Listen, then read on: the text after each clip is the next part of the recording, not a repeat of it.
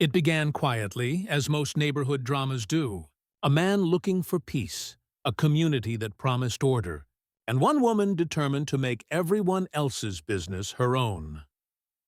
Lake Pine Estates sat just beyond the city limits, a gated community wrapped around a private lake that shimmered like glass. The neighborhood was beautiful. Rows of manicured lawns, uniform mailboxes, and signs reminding residents of the Homeowners Association rules. Harmony through order, the motto read in gold letters under the HOA crest. When Daniel Miller first bought his property, he didn't think much about the HOA. He wasn't a troublemaker, not by nature. He had spent the better part of 2 decades working long hours as an electrician, and the small cabin at the edge of the lake felt like the reward for a life of quiet labor. It wasn't much. Weathered pine boards, a tin roof that rattled in storms, a small dock jutting into the still water. But to him, it was peace. He called it his fishing cabin, though it was technically on HOA land. The cabin had been there for years, long before the subdivision was built. When Daniel bought his house, the deed included access rights to that portion of the shore. It was one of the reasons he'd bought the property at all. But within a few weeks of moving in, he met her. Her name was Karen Holloway, the HOA president, self-appointed enforcer of rules, and self-proclaimed guardian of the community's aesthetic integrity. She was the kind of person who measured lawns with rulers and left printed notices about trash cans being visible from the road. Her voice carried across the cul-de-sac like a siren, her sharp tone cutting through morning air as she scolded anyone who dared defy the sacred covenant of Lake Pine Estates. To most people, Karen was an annoyance. To Daniel, she became a storm. At first, she was friendly, at least on the surface. She brought him a welcome to the neighborhood packet that was heavier on restrictions than hospitality. He skimmed the binder once and set it aside, confident that his quiet fishing trips wouldn't bother anyone. But then she found out about the cabin. It started with a casual walk down by the lake, or so she claimed. She saw Daniel locking the cabin door one evening after a long afternoon of fishing. The next morning, she was on his doorstep, clipboard in hand. She said the cabin wasn't compliant. She said it wasn't approved. She said it needed to be removed immediately, as it violated the visual harmony of shared property lines. Daniel, calm as always, explained that the cabin was pre-existing, older than the HOA itself. He even had paperwork showing his right to access it. Karen didn't care. She never did. Over the following weeks, the tension built quietly. Karen began photographing the cabin from across the lake.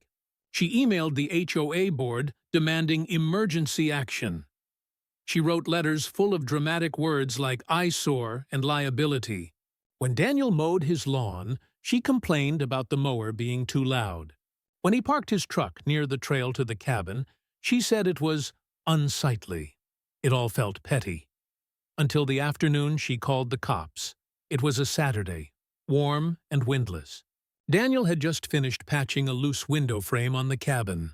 He locked the door, turned toward the lake, and saw the blue lights reflecting off the water. 2 squad cars sat near the cul-de-sac, and Karen stood beside them, gesturing wildly. The officers approached him cautiously. They said they'd received a call about a trespasser building an unapproved structure on HOA property. Daniel explained everything again. The deed, the documents, the age of the cabin. One of the officers, a weary man who'd clearly dealt with HOA disputes before, sighed and said there was nothing criminal here. It was a civil matter. They left, but Karen didn't. She lingered at the edge of the trail, arms crossed, eyes hard. She told Daniel, in a tone that carried like a threat, that the cabin would be gone, one way or another. Then she stormed off, leaving the sound of her heels echoing on the wooden dock. For a while, Daniel tried to ignore her. He wasn't a man who liked confrontation, but Karen didn't stop. She began sending violation notices for things that didn't exist. Non-compliant exterior lighting, unapproved modifications, improper storage of recreational equipment. It became harassment wrapped in paperwork.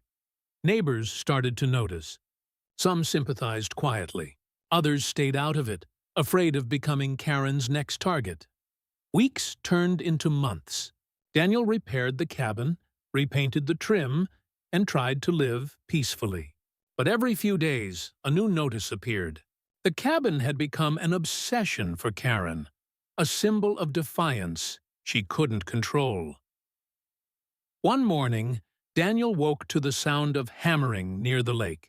When he walked down the path, he found Karen and two HOA volunteers erecting a temporary fence right across the trail leading to his cabin. She claimed it was for safety reasons. He told her to stop. She ignored him, so he called the county office. The county records confirmed what Daniel already knew. The HOA had no jurisdiction over his cabin. The land was technically part of his deeded easement. The fence was illegal. Within days, the county sent a warning to the HOA board demanding removal. Karen was furious. She stormed to his house that afternoon, shouting that he had gone over her head. Daniel didn't respond. He simply closed the door and locked it. That night, he saw her car's headlights pause by the lake. She sat there for nearly 10 minutes before driving away. The next morning, the fence was gone. It should have ended there. A victory, small but satisfying. Yet, peace never lasts long in places ruled by people like Karen. A week later, Daniel noticed footprints around the cabin door. Fresh ones, small and narrow. Someone had tried the handle, though he always kept it locked. He brushed it off at first, thinking maybe it was kids. But then it happened again, and again. Then one evening, as the sun dipped low and the lake turned gold, he caught sight of movement near the cabin. A shadow slipping around the side. When he called out, it darted away into the trees. That night, he installed a camera on a motion sensor near the dock.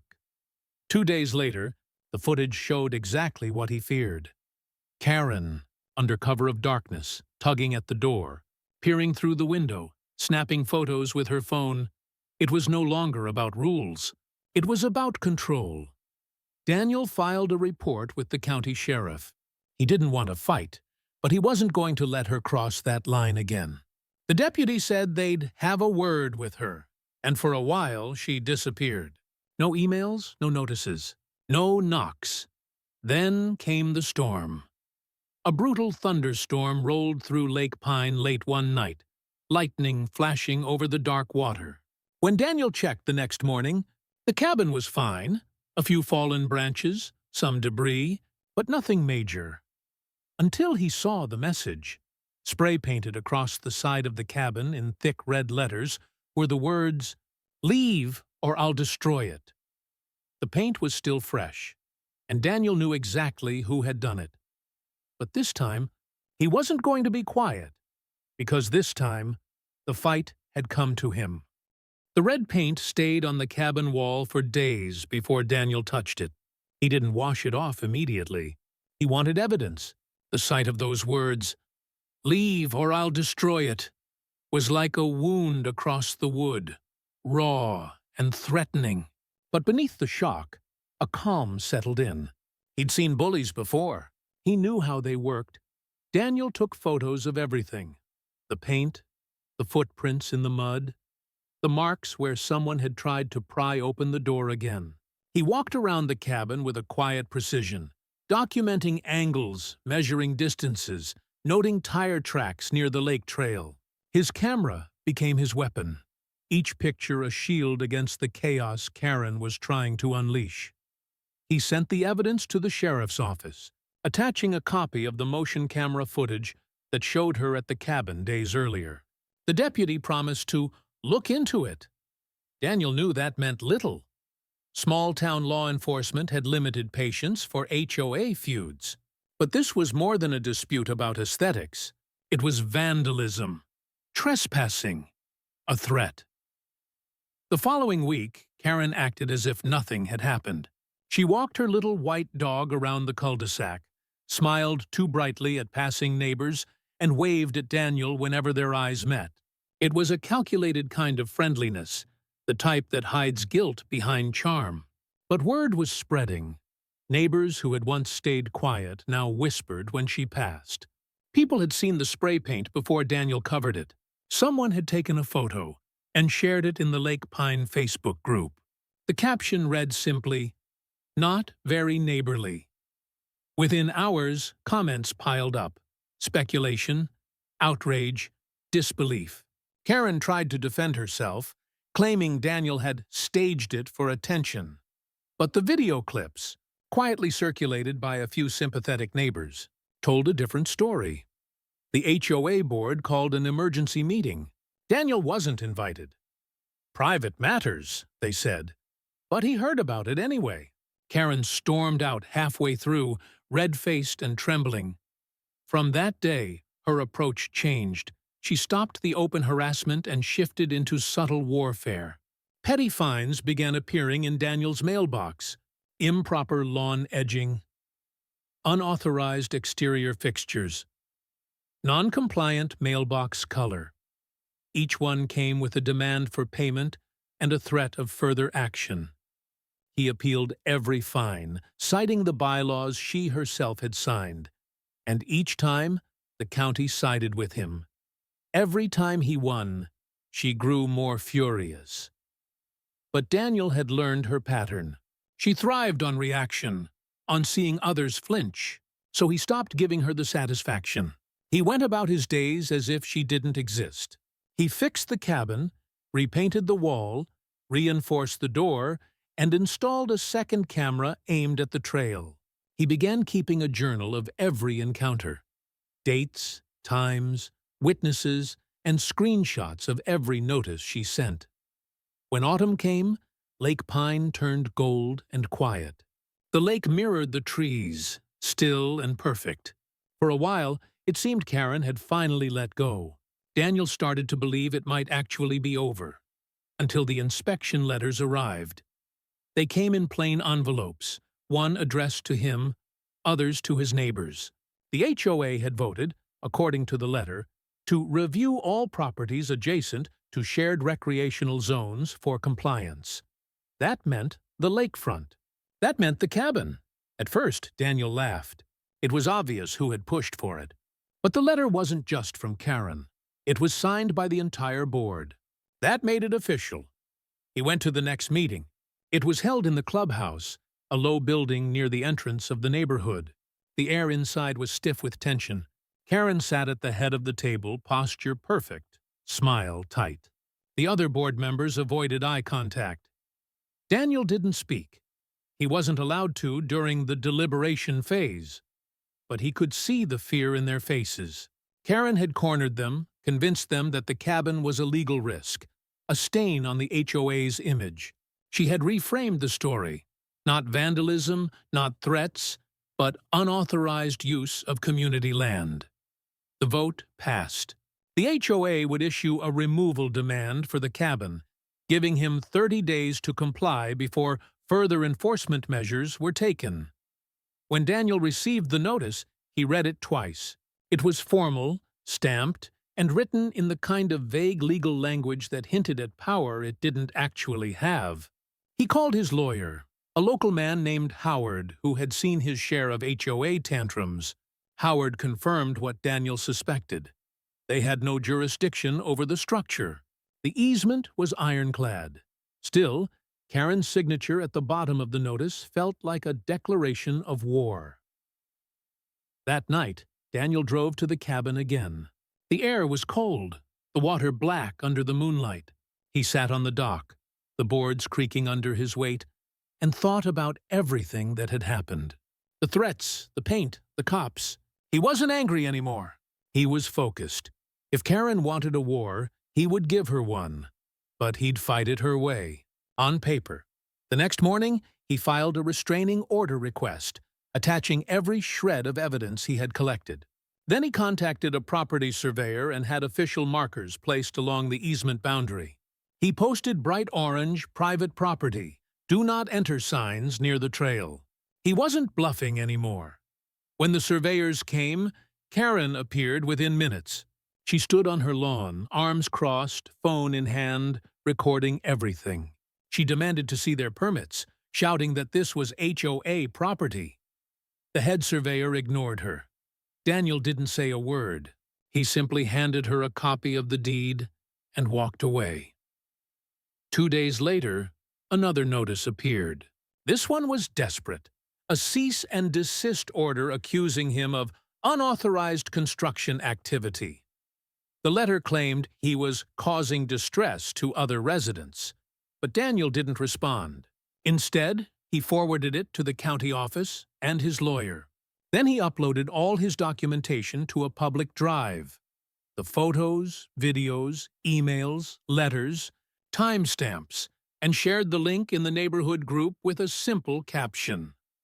Transparency matters. Within hours, the HOA's image began to unravel. Neighbors who had stayed silent came forward with their own stories.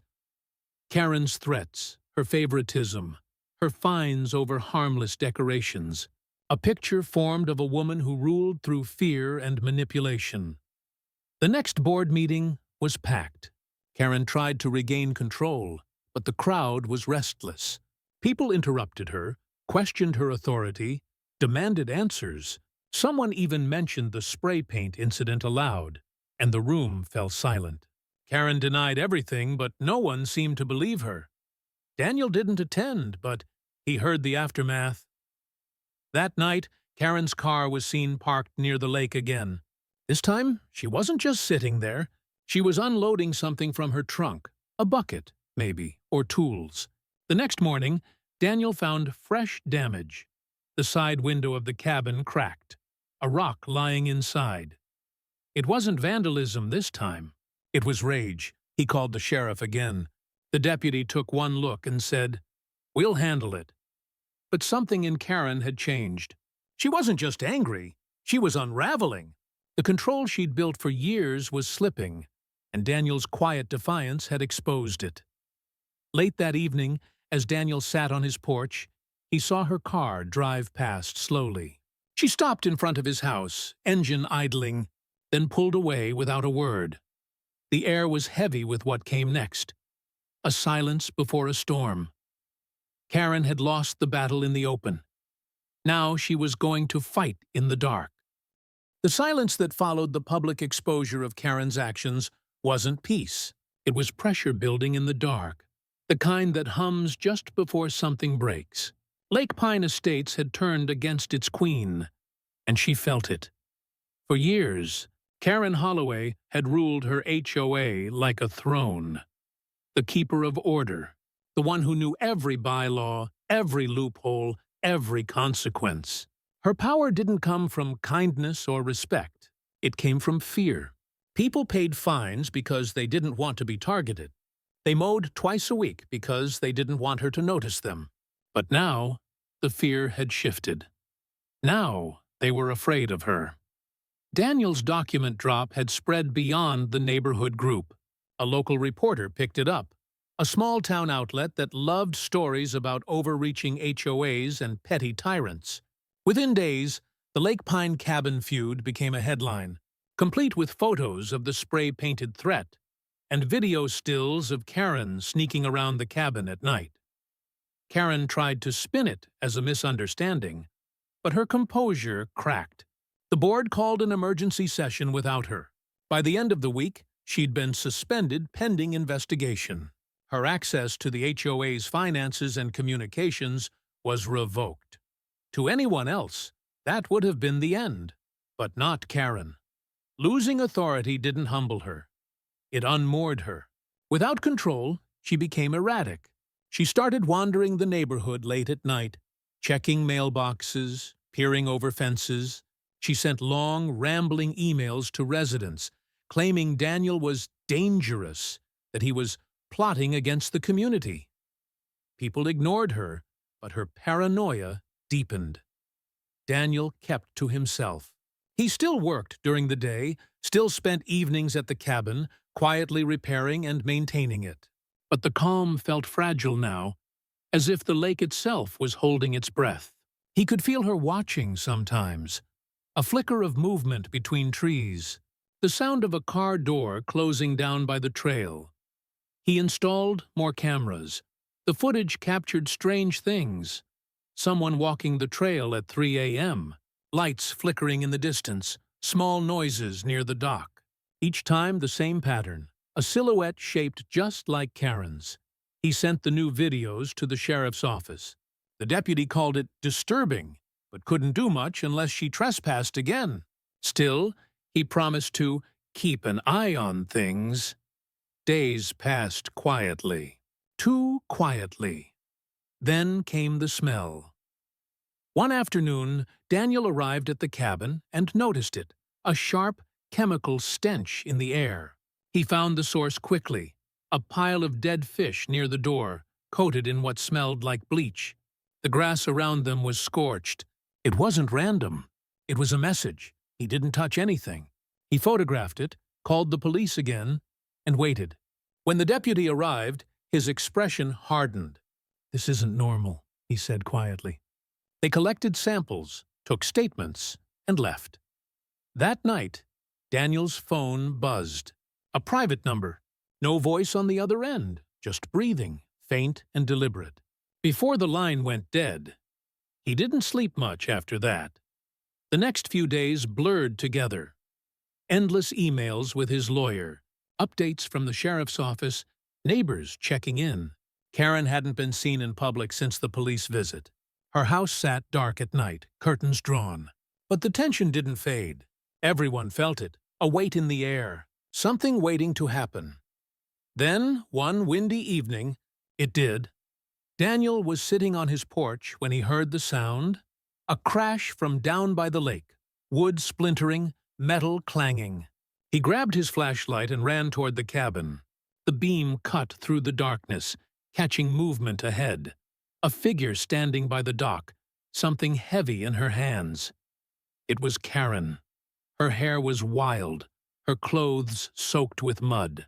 In her hands, she held a crowbar, its edge catching the light. The cabin door hung crooked, the lock twisted and broken. She turned when she saw the flashlight, eyes wide, face pale and frantic. She didn't speak. She didn't have to. For a moment, the two of them stood frozen. The man she'd tried to destroy, and the woman who'd built her entire identity on control.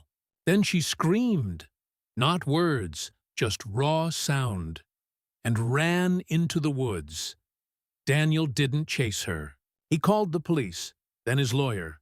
By the time deputies arrived, Karen was gone. But the damage was real. Broken windows, pried boards, overturned furniture.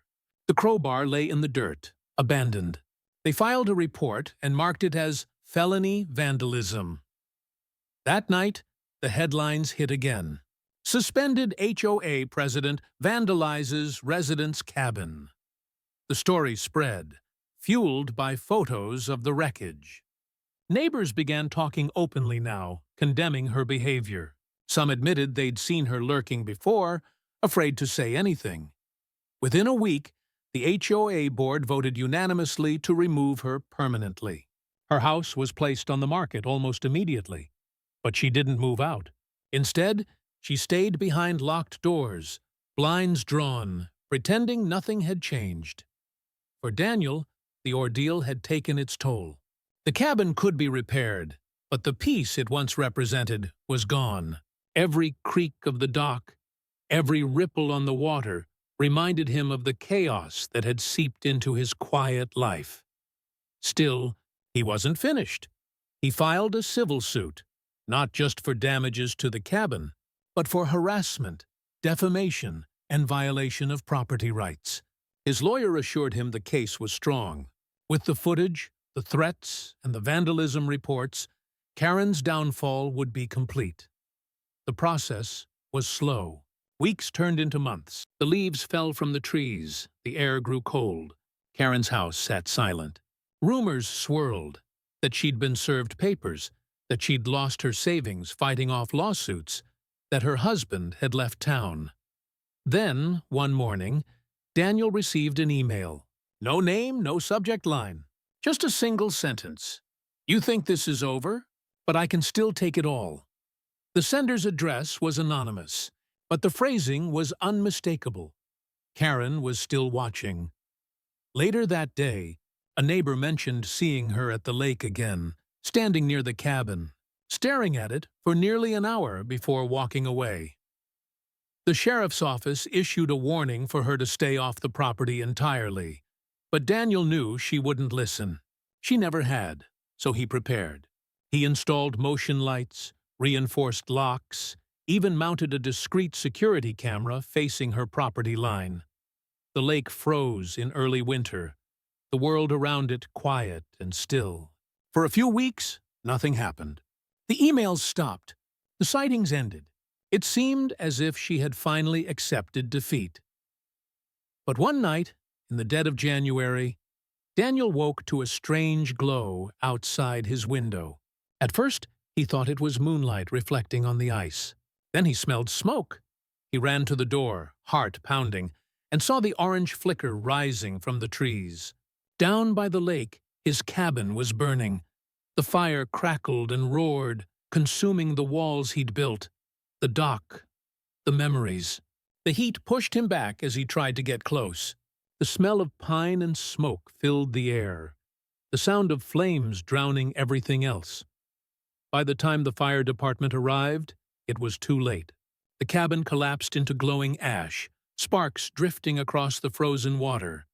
Standing there in the cold, Daniel said nothing. He didn't need to. Everyone knew who had done it. The deputies found footprints in the snow. Small, narrow, leading from the road to the lake and back again. And for the first time, even the sheriff's tone changed. "This time," he said quietly, "we're pressing charges." But for Daniel, it wasn't about revenge anymore. It was about something deeper. The loss of peace, of trust, of safety in a place that was supposed to be home. The cabin was gone. The war was not. When the ashes cooled, the lake was still again. Only smoke, and the faint smell of charred pine lingered over the water, a ghost of what had stood there for years. For Daniel, it wasn't just a building that burned. It was proof of peace destroyed, the end of the quiet life he had tried to build. The fire investigators arrived before sunrise. Their flashlights swept over the blackened remains, each beam catching fragments of melted hinges and splintered beams. One of them crouched near the edge of the dock and scraped something into a small evidence bag. Accelerant residue. Gasoline. The conclusion came quickly. Arson. Intentional. The sheriff's deputies questioned Daniel again, but he barely needed to say anything. The pattern spoke for itself. The threats, the vandalism, the trespassing. This was the final act in a long series of escalation, and in a town as small as theirs, everyone already knew who had done it. Karen Holloway was arrested 2 days later. It wasn't dramatic. No sirens, no chase. Just a quiet knock on her door and the sound of her dog barking as the deputies led her to the patrol car. She didn't resist. She didn't speak. She just stared straight ahead, face blank, as the entire neighborhood watched from their driveways. For the first time, Lake Pine Estates was united. Not in pride, but in disbelief. Karen had gone too far, even for her. The news spread fast. The same local reporter who had covered the earlier feud was back with a camera crew this time. The headline read, "HOA President Charged with Arson After Feud with Resident." The story made the evening segment, and soon the world beyond Lake Pine was watching. Daniel didn't watch the coverage. He couldn't. Every image of the fire, every replay of the cabin collapsing, felt like salt in an open wound. But the attention brought something else: accountability. The county prosecutor filed formal charges: destruction of property, harassment, and criminal trespassing. The case moved quickly. The evidence was overwhelming. Surveillance footage showing Karen's car near the lake minutes before the fire, the accelerant traces, the spray-painted threat that had preceded it. Her phone records showed late-night searches, how to remove wood smoke smell, and how to burn structure without spreading fire. Even her emails betrayed her obsession. The story painted itself, line by line, but what truly sealed her fate wasn't evidence, it was reputation. The entire neighborhood turned against her. Residents who had once feared her now lined up to testify. They told stories of intimidation, fines, and late-night visits. The HOA board, desperate to distance itself, issued a public apology and suspended all enforcement activity pending policy review. The community she had built as her kingdom was now dismantling itself piece by piece. Through it all, Daniel remained quiet. He didn't attend the early hearings. He didn't speak to reporters. He spent his days working and his nights by the lake, standing where the cabin once stood, watching the reflection of streetlights ripple on the water. The land was blackened but healing. Small shoots of grass had started to push through the ash, a reminder that time keeps moving, even when people can't. When the trial finally began, it drew a crowd. The courtroom was packed. Neighbors, journalists, curious locals. Karen walked in wearing a gray suit, her hair neat again, her expression carefully blank. But the confident energy she once radiated was gone. She looked small, diminished, as if the very structure of control she had lived by had collapsed inside her. The prosecution laid out the story like a slow, steady rhythm. Every report, every photograph, every piece of evidence layered into a pattern of obsession. When the security footage played, Karen sneaking around the cabin, flashlight in hand, the room went silent except for the hum of the projector. Daniel sat quietly in the back row. He hadn't wanted to testify, but his lawyer said it was important. When his turn came, he walked to the stand, hand steady as he took the oath. He told the story simply, without anger. How it began with small things, letters, complaints, photographs, and grew into something darker. How he tried to ignore her, tried to handle things the right way. How he found the spray paint, the dead fish, the fire. He didn't need to exaggerate. The truth was enough. When he finished, the courtroom was still. Even the defense attorney didn't cross-examine much. Just a few polite questions, all answered plainly. Karen didn't look at him once. Her defense was thin. Claims of misunderstanding, of emotional distress, of being provoked by harassment, she couldn't prove. She blamed the pressure of her position, the unfair scrutiny of the media, the toxic online environment. But none of it mattered. The evidence was undeniable. The verdict came quickly. Guilty on all counts.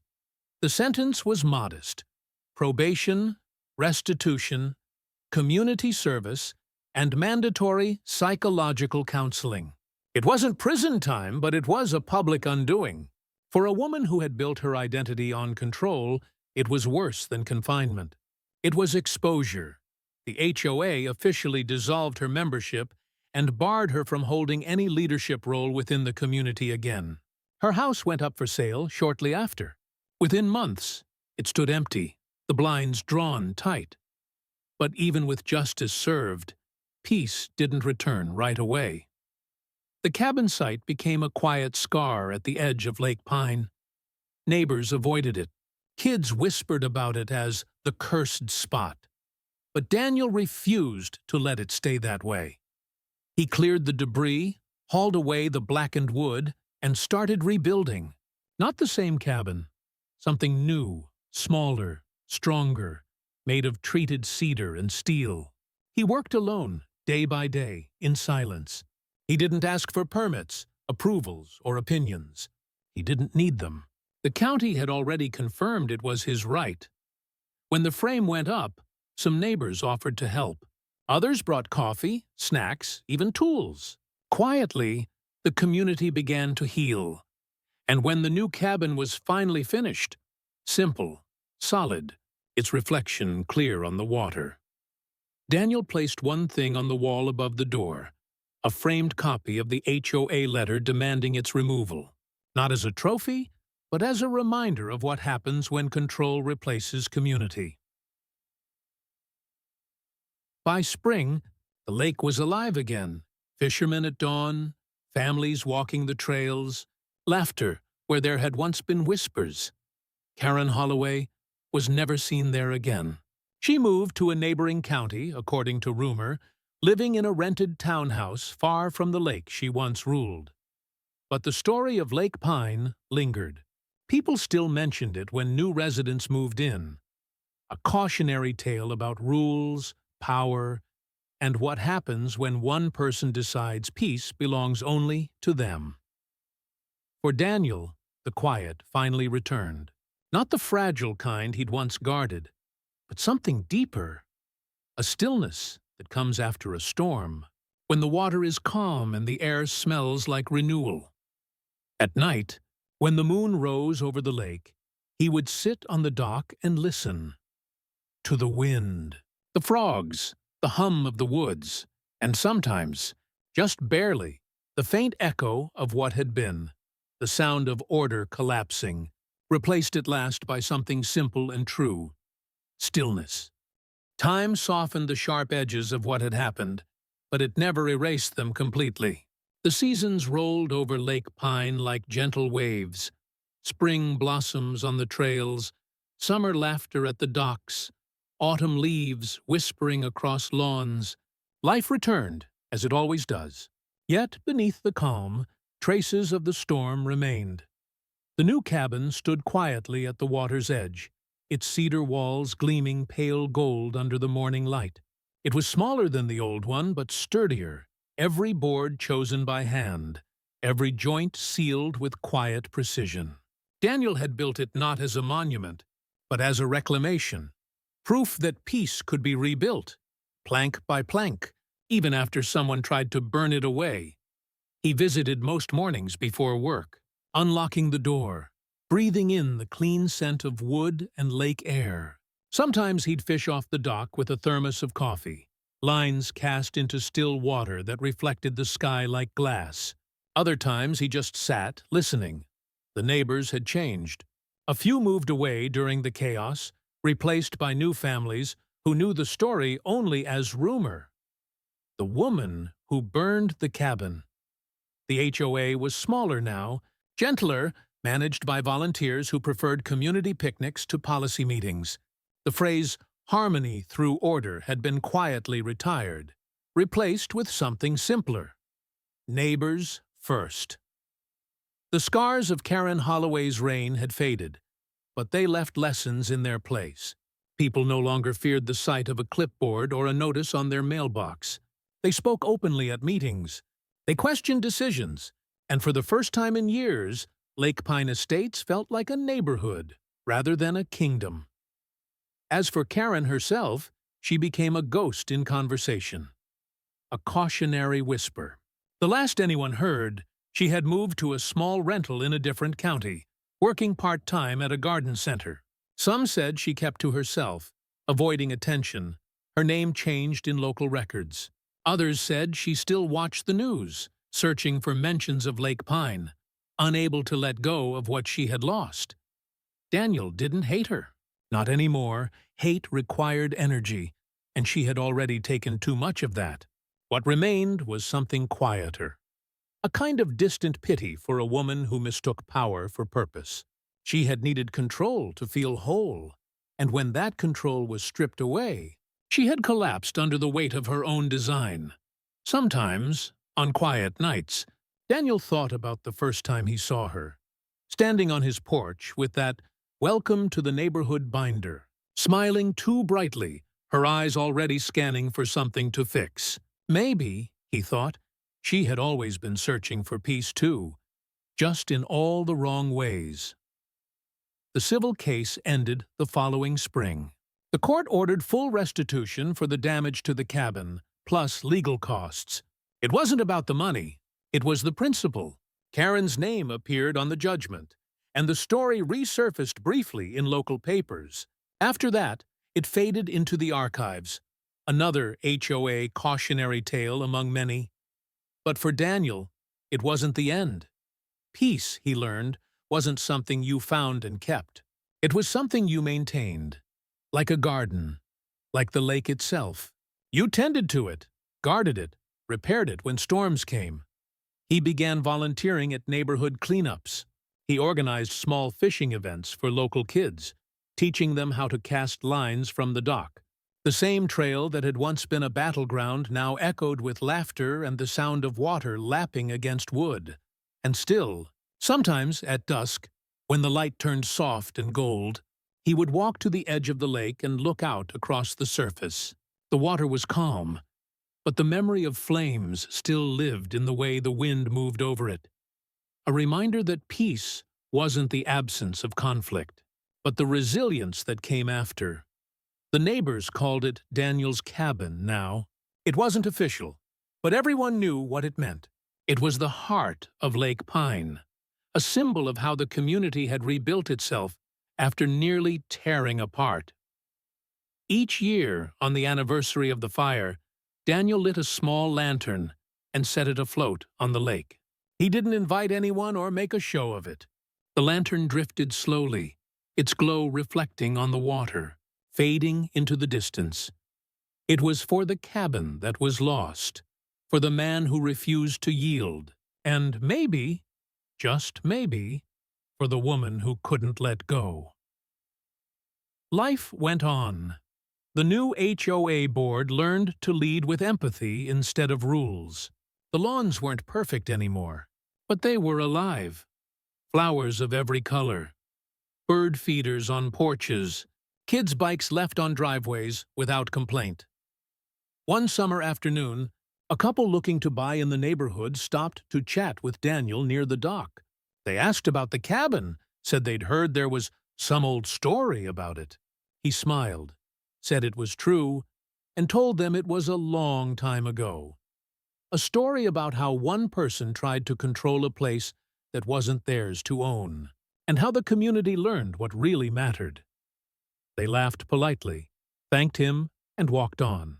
He watched them go, then turned back to the lake, the light rippling across the water. Behind him, the cabin door creaked in the wind, a soft, familiar sound, and for a moment, Daniel could almost hear the echoes of everything that had happened. The footsteps on gravel, the crash of breaking wood, the roar of fire, all fading into something distant, something finished. He took a deep breath, the kind that fills the chest with still air and quiet certainty. The lake was calm again, and in that calm, he finally felt what he had been searching for all along. Not victory, not revenge, peace, the kind that can't be taken by letters or laws or fear, the kind that endures, the kind you build with your own hands, one board at a time.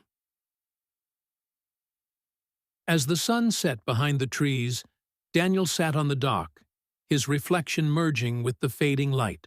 Somewhere out there, far beyond Lake Pine, Karen Holloway might still be telling herself her version of the story. One where she was the victim, misunderstood, wronged. But the lake didn't care for stories. It only knew stillness. And in that stillness, the man who once lost everything had found something stronger than any rule book, stronger than any fire. Freedom.